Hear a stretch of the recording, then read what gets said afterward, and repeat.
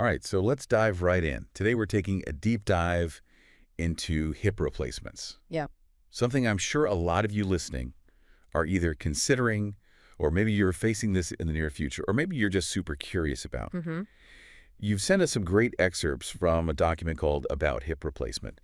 And our mission is to kind of break it all down, Yes. uncover the key insights, and tackle those like nagging questions you might have, and hopefully leave you feeling really well equipped That's right. for this journey, whether you're taking it yourself or just along for the ride. We're here to make sure you're informed and confident about what to expect every step of the way.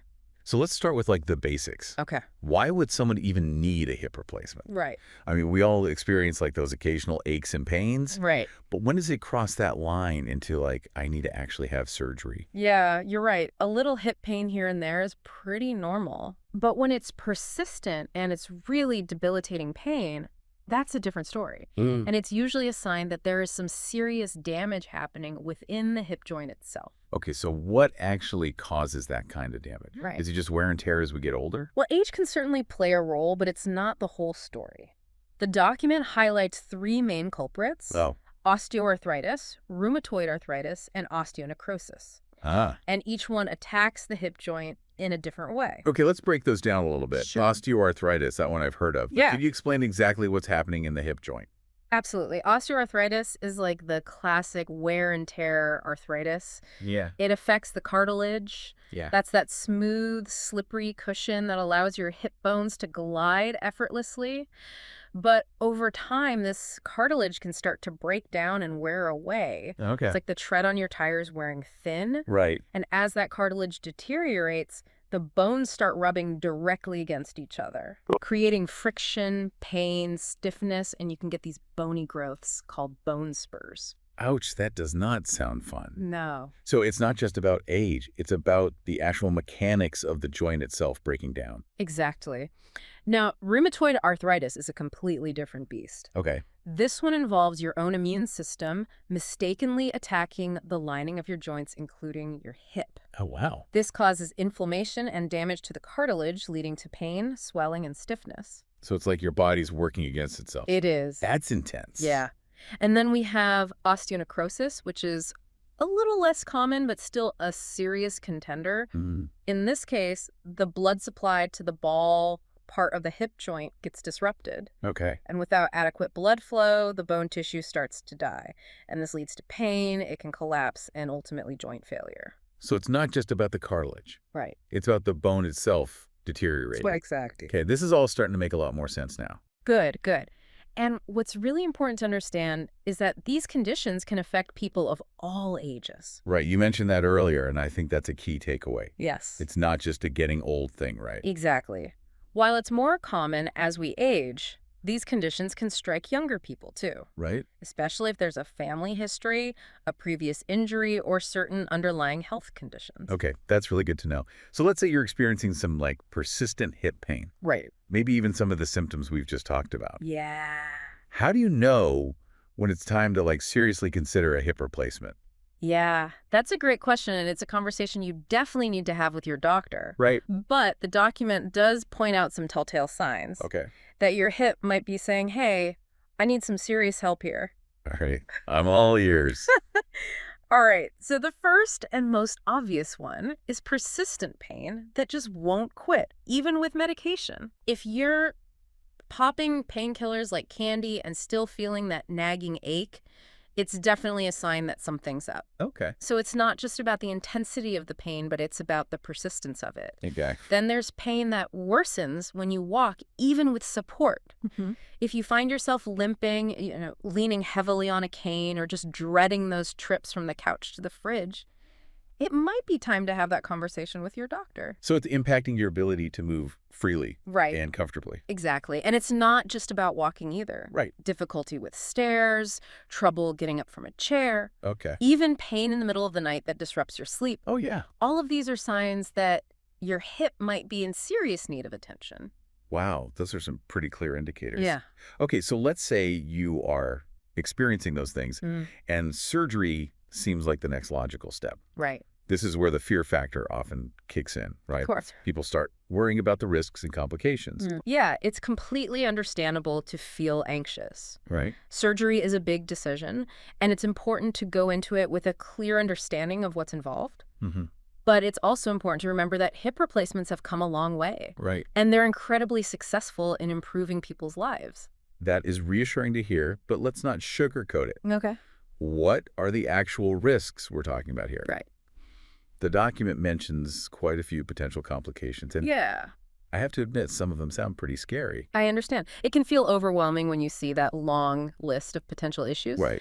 But let's break it down and address each one systematically Okay. so you can really understand what's involved. Okay, let's do that. Let's unpack these risks and talk about how they're managed. All right, let's start with blood clots, Okay. which are a concern after any surgery, but particularly with hip replacements because it involves major surgery on a large bone, and that itself just increases the risk of a clot forming in the deep veins of your legs. Right. It's called a deep vein thrombosis, or DVT. Mm-hmm. And if that clot breaks free and travels to your lungs, it becomes a pulmonary embolism or a PE. Right. And that can be a very serious situation. Yeah, that's definitely not good. But the good news is medical teams are incredibly proactive about preventing this complication. Okay, that is good to hear. So what's the strategy there? It's a multi-pronged approach, starting with those stylish compression stockings Oh, yeah. or air sleeves you might have noticed during surgery. Yeah. Those help improve blood flow in your legs, making it harder for clots to form. Okay. And they don't retire after surgery. Oh.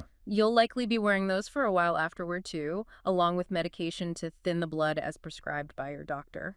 Interesting. So it's kind of like a combination of that mechanical help with the stockings Exactly. and the medication to keep everything flowing smoothly. Yes. And there's another kind of secret weapon in the fight against clots Oh. movement. Oh, really? I Yeah. thought you're supposed to rest and take it easy after major surgery. Well, that was kind of the old way of thinking. Okay.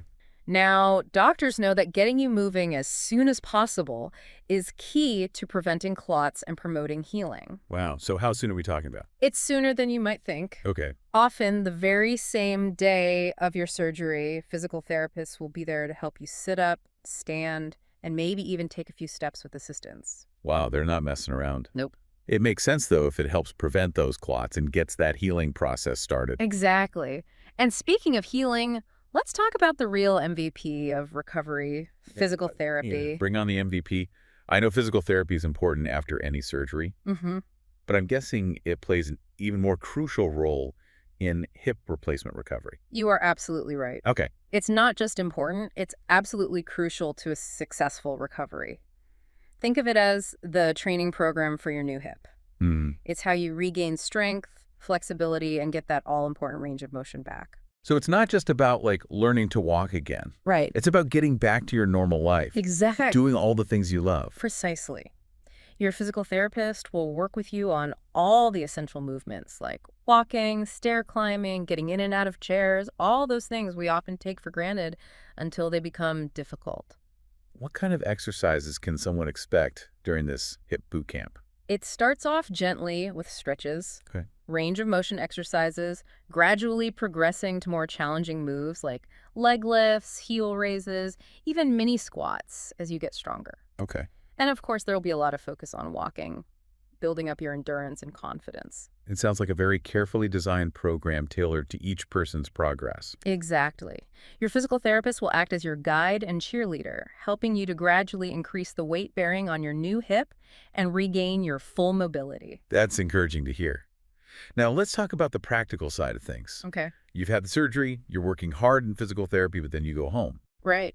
Any tips for making that transition smoother? I'm imagining there are certain things you can do to set yourself up for success. Absolutely. Yeah. A little preparation goes a long way in those first few weeks at home. Mm-hmm. The document mentions a few practical things you can do to create a kind of a hip-friendly environment. Okay, let's hear them. Well, first off, enlist help. Okay. Ask a friend or family member to prepare some meals in advance. That way you don't have to worry about cooking while you're still getting your bearings. That's a great tip because bending and reaching can be tricky in those early days. Exactly.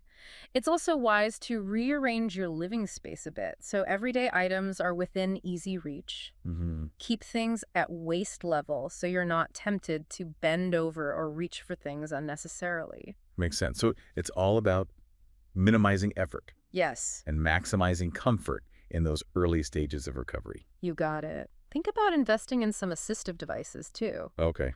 A raised toilet seat and a shower chair can make a world of difference. Oh, yeah. Those are good points. You Those know, could definitely make life a lot easier. they really can.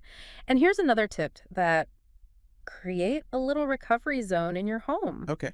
a cozy spot where you'll be spending most of your time.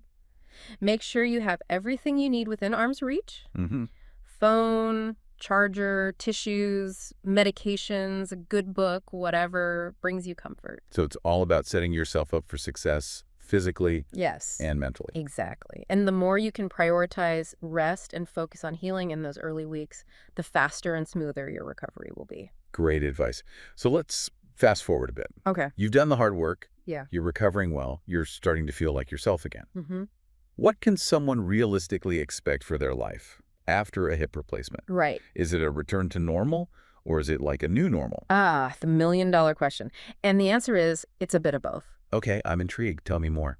Well, the good news is that hip replacements are incredibly successful in reducing pain and improving mobility. So, yes, in many ways you can expect to get back to doing the things you love, but it's important to manage expectations. Okay, so what are we talking about here? What are the realistic limitations? Right. It's not like you're going to suddenly be a professional athlete after surgery. Right. You're not going to be joining the NBA anytime soon. Right. But you will be able to enjoy a much wider range of activities. Okay. It's really about finding a balance between pushing yourself and respecting your new hip. Mm-hmm. High impact activities like running, jumping, or contact sports might be off limits Right. because those put excessive stress on the joint.